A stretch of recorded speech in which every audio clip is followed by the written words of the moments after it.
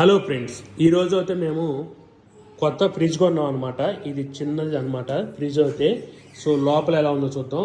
ఇది కొత్త ఫ్రిడ్జ్, ఈరోజే డెలివరీ అయింది. సో ఇక్కడ చూసుకున్నట్లయితే ఇది డీప్ ఫ్రీజ్ అనమాట. అంటే మనం ఏదైనా ఐస్ క్యూబ్స్ కానీ తొందరగా ఏదైనా కూల్ అవ్వాలంటే ఇక్కడ పెట్టుకోవచ్చు.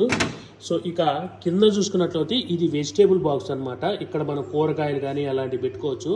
ఇక్కడ అయితే ఫ్రూట్స్ పెట్టుకోవచ్చు. ఇక్కడ ఏంటంటే మిల్క్ కానీ లేకపోతే కార్డ్ కానీ అలాంటివి ఇక్కడ పెట్టుకోవచ్చు అనమాట. ఇంకేదైనా కారాలు పచ్చట్లు అవన్నీ కూడా ఇక్కడ పెట్టుకోవచ్చు. సో ఇక్కడ చూసుకున్నట్లయితే ఇక్కడ సాఫ్ట్ డ్రింక్స్ పెట్టుకోవచ్చు అనమాట.